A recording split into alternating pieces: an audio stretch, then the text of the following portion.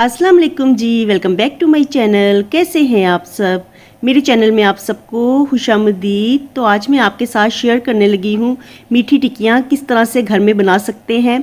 एकदम आपकी टिक्कियाँ बिल्कुल परफेक्ट बनेंगी जब आप इनको मेरे बताए गए मेथड से बनाएंगे। तो रेसिपी को कंप्लीट फॉलो कीजिएगा और टिक्कियाँ खस्ता बनेंगी, करारी बनेंगी, लेकिन अंदर से सॉफ्ट होंगी। और सबसे मेन मसला जो टिक्कियों के साथ होता है कि वो घी में जाते ही रेज़ा रेज़ा हो जाती हैं। तो वो कौन सी गलती है जो हम मीठी टिक्कियाँ बनाते हुए करते हैं, जिससे फ्राई करते हुए घी में जाते साथ ही टिक्कियाँ घुल जाती हैं, रेज़ा रेज़ा हो जाती हैं। तो ये सारी बातें इस वीडियो में आपको पता चलेंगी। और अगर आप इस रेसिपी को फॉलो करके मीठी टिक्कियाँ बनाएंगे तो एक भी मीठी टिक्की आपकी ख़राब नहीं होगी, खस्ता बनेगी, अंदर से सॉफ्ट होगी, बिल्कुल बेकरी स्टाइल में तैयार होगी। तो चलिए फिर जल्दी से ये मज़ेदार सी परफेक्ट रेसिपी बनाना स्टार्ट करते हैं। मीठी टिक्कियाँ बनाते हुए सबसे मेन काम जो हमने करना है वो हमने सूजी को दूध में भिगो के रखना है। तो यहाँ पे मैंने आधा कप सूजी ली है और इसको तकरीबन 1 घंटा मैं दूध में भिगो के रख दूँगी। और सूजी भिगोने से पहले एक दफ़ा छान लीजिए, अच्छे से चेक कर लीजिए कि इसमें कोई कंकड़ वगैरह ना हो। और अब हम नीम गर्म दूध लेंगे। ये उबलता हुआ दूध नहीं है, नीम गर्म दूध है। तो इसमें हमने सूजी को भिगो देना है, यानी जितनी हमने सूजी ली है उतना ही हम दूध लेंगे। आधा कप सूजी थी, आधा कप दूध ले लिया। और सूजी को हम दूध में भिगो के ढक के रख देंगे तकरीबन 1-1.5 घंटे के लिए।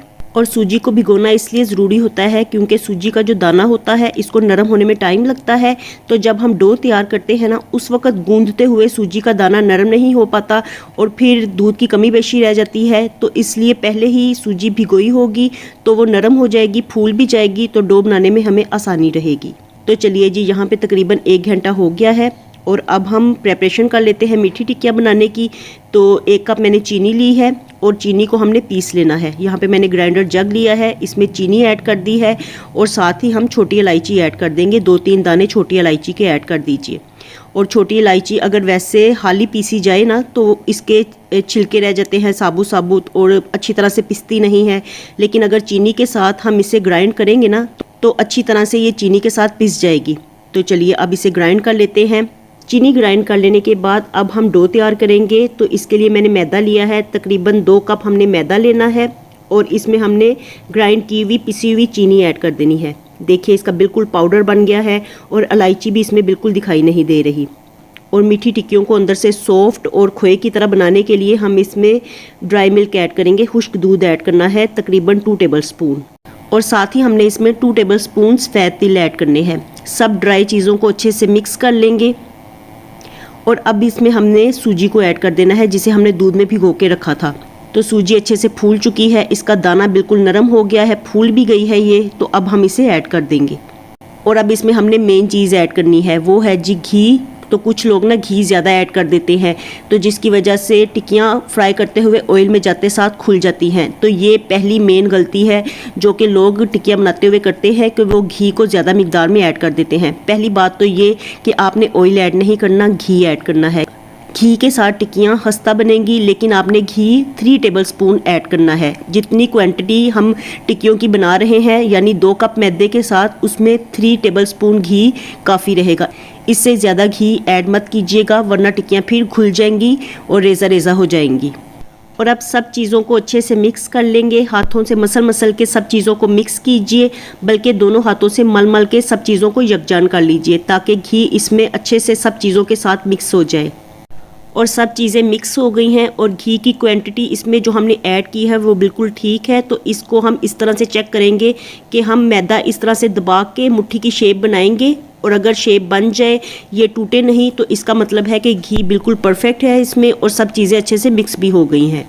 तो चलिए जी, अब हम इसे गूंद लेते हैं। यहाँ पे मैंने 1 कप दूध लिया है, ये नीम गर्म दूध है, लेकिन ये सारा दूध हम ऐड नहीं करेंगे। थोड़ा थोड़ा 1 चम्मच करके दूध ऐड कीजिए, आहिस्ता आहिस्ता ऐड कीजिए क्योंकि पहले ही सूजी ने दूध को जज़्ब किया हुआ है तो दूध ऑलरेडी इसमें शामिल है।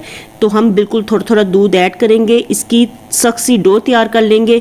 लेकिन बहुत ज़्यादा हार्ड डो भी आपने तैयार नहीं करनी, क्योंकि जब ये सेट होने के लिए हम रखेंगे ना डो को, तो तब भी ये थोड़ी सी हार्ड हो जाती है। तो इस वक्त आपने ऐसा नहीं करना कि स्टिकी डो तैयार करें जो हाथों को लगे, चिपके हाथों के साथ, ऐसी डो तैयार नहीं करनी। बस थोड़ा थोड़ा दूध ऐड करते जाएं और डो को गूंथते जाएं। और दूसरी मेन गलती जो लोग करते हैं कि जब वो डो को गूंथते हैं ना, तो ये थोड़ी सी हाथों के साथ लगती है, सख्त भी हो जाती है, तो इसको गूंथना बंद कर देते हैं। थोड़ा सा गूंथते हैं, फिर इसको भिगो के इसी तरह से रख देते हैं। तो ये दूसरी मेन गलती है जो कि टिकिया बनाते हुए लोग करते हैं। तो यही मेन गलती है कि हम लोग ना डो को गूंथते नहीं हैं। हालांकि डो को गूंथने के लिए ना हमें तकरीबन 15 मिनट चाहिए हैं। तकरीबन 15 मिनट जिस तरह से हम मुलायम सा आटा गूंथते हैं ना, वैसी हमने डो तैयार करनी है। डो गूंथते हुए टाइम लगाइए 10 से 15 मिनट। ईजीली आप डो को गूंथते रहिए, आराम आराम से गूंथते रहिए, मुक्कियाँ दे दे के इसको गूंदे। ये मेन गलती है कि जो लोग करते हैं वो डो को गूंथते नहीं है, जिसकी वजह से टिक्कियाँ फ्राई करते हुए रेजा रेजा हो जाती हैं। तो दो मेन गलतियां हैं जी टिक्कियाँ बनाते हुए, एक तो घी की मिकदार और दूसरा डो को गूंदना। डो को जितना अच्छा आप गूंद लेंगे ना, उतनी ही अच्छी आपकी परफेक्ट टिक्कियाँ तैयार होंगी।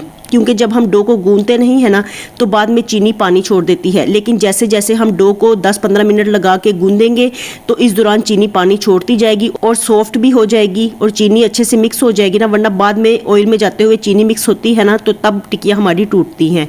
तो चलिए जी, डो को गूंद दिया है मैंने और अब इसे रेस्ट देंगे तकरीबन 1 घंटे का। और इसके ऊपर मैंने हल्का सा ऑयल लगा दिया है ताकि इसकी सतह खुश्क ना होने पाए, इसके ऊपर पापड़ सा सिकड़ ना बन जाए। तो चलिए जी, 1 घंटा हो गया है और अब हम डो को चेक कर लेते हैं। तो देखिए डो कितनी हार्ड हो गई है ना। तो जैसे जैसे हम इसे बेलेंगे ना, तो ये नरम होती जाएगी। और इतनी बड़ी डो को गूंदना मुश्किल होगा, तो इसलिए हम इसके पार्ट्स कर लेते हैं। मैंने इसके 2 पार्ट्स कर लिए हैं और 1 पार्ट लेके अब हम इसे बेल लेंगे। तो इसको बेलते हुए आपने कोई मैदा नहीं लगाना, कोई घी नहीं, ऑयल नहीं लगाना। इसको सिंपली हमने इसी तरह से बेल लेना है। तो थोड़ी सी मेहनत लगेगी, ज़ोर लगेगा, क्योंकि डो इस वक्त काफ़ी ज़्यादा हार्ड है। तो आप बेलते रहिए, इसकी एक बड़ी सी रोटी तैयार कर लीजिए। शेप किसी तरह से भी हो रोटी की, इससे कोई फ़र्क नहीं पड़ता, क्योंकि अभी हमने इसको कट करना है। तो इसको कट देने के लिए, टिक्कियों की शेप बनाने के लिए हम या तो ग्लास ले सकते हैं या इस तरह से कोई कटर ले लीजिए। तो ग्लास के साथ थोड़े छोटे साइज़ की टिक्कियाँ तैयार होनी थी, तो मैंने एक कटर ले लिया है। इसके साथ परफेक्ट बड़े साइज़ की टिक्कियाँ तैयार होगी। तो इस तरह से ना हम टिक्कियों को शेप दे लेंगे। और अब टिक्कियाँ शेप देने के बाद हम अलहदा करके साइड पे रखते जाएंगे। और बाकी ये जो डो साइड से कट रही है, तो इसको हम दोबारा से बेल लेंगे। इसको हम ज़ाया नहीं करेंगे, इसको दोबारा से इसका पेड़ा बना लीजिए, दोबारा से बेल लीजिए और फिर दोबारा से इसी प्रोसेस को रिपीट करते हुए आप टिक्कियाँ बना लीजिए। और देखिए जी, टिक्कियों की मोटाई हमने इतनी रखनी है। इससे मोटी या इससे पतली टिक्कियाँ तैयार मत कीजिएगा, क्योंकि अगर मोटी टिक्कियाँ आप तैयार कर लेंगे ना, तो वो अंदर से कच्ची रह जाएंगी। और अगर पतली टिक्कियाँ तैयार करेंगे तो फिर वो ज़्यादा ही हार्ड हो जाएंगी, ज़्यादा कुरकुरी हो जाएंगी। तो इसलिए ये मोटाई काफ़ी रहेगी। और टिक्कियों को खूबसूरत बेकरी स्टाइल लुकिंग देने के लिए हम इस तरह से इसके किनारों को गोल कर लेंगे। तो हाथों की हथेली में इस तरह से घुमाते जाइए, तो टिक्कियों को आप शेप दे लीजिए। तो चलिए जी, सारी टिक्कियाँ मैंने बना ली हैं और अब इनको फ्राई करना स्टार्ट करते हैं। तो इसके लिए मैंने घी लिया है। हम इसको ऑयल में फ्राई नहीं करेंगे, घी में फ्राई करेंगे, क्योंकि घी में फ्राई करने से ना ये ज़्यादा खस्ता खस्ता बनेगी। और घी को हमने हल्के से गर्म कर लेना है, बहुत ज़्यादा गर्म नहीं करना, बस हल्का सा गर्म करना है। जैसे गुनगुना सा होगा ना घी, तो तब हमने इसमें टिक्कियाँ डाल देनी है। टिक्कियाँ आप डालते जाइए और ये खुद ही घूम के साइडों पे होती जाएंगी, तो स्पेस आपको मिल जाएगी। जितनी स्पेस होगी ना आपके पैन में, तो उतनी आप टिक्कियाँ इसमें ऐड कर दीजिए। और टिक्कियाँ ऐड करने के बाद अब इसे हम फ्राई होने देंगे। तो 1 से 2 मिनट बाद टिक्कियाँ फ्राई होके तो खुद ही ऊपर आ जाएंगी, फूल जाएंगी। तो तब हम इनकी साइड को चेंज करेंगे, या इनके किनारे भी गोल्डन होना स्टार्ट हो जाते हैं, तब भी हमें पता चल जाता है कि टिक्कियाँ एक साइड से गोल्डन हो गई हैं। तो अब इनकी साइड को चेंज करना है। तो देखिए जी, यहाँ पे अब इनकी साइड को बदलते हैं। और ये टिक्कियाँ बहुत ज़्यादा नरम भी नहीं होती कि आप इनकी साइड को चेंज करें तो ये टूट जाएं, इस तरह से नहीं होता है। ये टिक्कियाँ नरम तो होती हैं, लेकिन बहुत ज़्यादा नरम नहीं होती हैं। तो आप इनकी साइड को ईज़िली चेंज कर सकते हैं। और देखिए जी माशाल्लाह से यहाँ पे बिल्कुल लो फ्लेम पे ना टिक्कियाँ फ्राई हो रही हैं। फ्लेम को हमने बिल्कुल लो रखना है ताकि अंदर से भी टिक्कियाँ अच्छे से पक जाएं। और देखिए कैसे ये फूल गई हैं, गोल्डन गोल्डन कलर भी आना स्टार्ट हो गया है और पैन भी हमारा बिल्कुल क्लियर है, इसमें कोई ज़रे नहीं है टिक्कियों के रेज़ा रेज़ा ये हुई हों। बिल्कुल साफ़ पैन है, साफ़ घी है हमारा। तो टिक्कियों की साइड को हम उलटते पलटते रहेंगे, दोनों साइड से इसे अच्छे से लाइट गोल्डन कलर दे लीजिए। और देखिए जी माशाल्लाह माशाल्लाह कितनी ज़बरदस्त टिक्कियाँ तैयार हो रही हैं और देखिए इनका कलर कितना परफेक्ट आ गया है। तो बस इसी स्टेज पे हम टिक्कियों को घी से निकाल लेंगे। तो इस तरह से ना इनको निकाल लीजिए, थोड़ी देर इनको इसी में पड़ा रहने दीजिए ताकि घी इनमें से निकल जाए। और बाद में हम इन्हें कूलिंग रैक पे शिफ्ट कर देंगे ताकि ये अच्छे से ठंडी हो जाए। टिक्कियाँ जितना ज़्यादा ठंडी होंगी ना, जितना टाइम ये ठंडा होने में लेंगी, उतनी ही ये कुरकुरी बनेंगी, उतनी ही ये क्रिस्पी होंगी। तो आपने इनको अच्छे से ठंडा कर लेना है। स्टैंड पे इनको इसी तरह से पड़ा रहने दीजिए और जब ये खस्ता हो जाएंगी तब हम इन्हें सर्व करेंगे। और देखिए जी माशाल्लाह माशाल्लाह कितनी परफेक्ट टिक्कियाँ तैयार हुई हैं, कितनी अच्छी गोल्डन हो गई हैं, बिल्कुल बेकरी स्टाइल में लग रही हैं। और बिल्कुल जितनी हमने टिक्कियाँ तैयार की थी ना, उनमें से एक भी टिक्की घी में जाने के बाद ख़राब नहीं हुई है। तो बिल्कुल परफेक्ट रेसिपी है ये, आप इसे बिला झिझक ट्राई कर सकते हैं। इस रेसिपी से बनाई हुई कोई भी टिक्की आपकी ख़राब नहीं होगी। रेसिपी पसंद आए तो वीडियो को लाइक और चैनल को सब्सक्राइब ज़रूर कर दीजिएगा। मिलती हूँ आपसे दोबारा नई वीडियो के साथ। अल्लाह हाफिज़ एंड टेक केयर।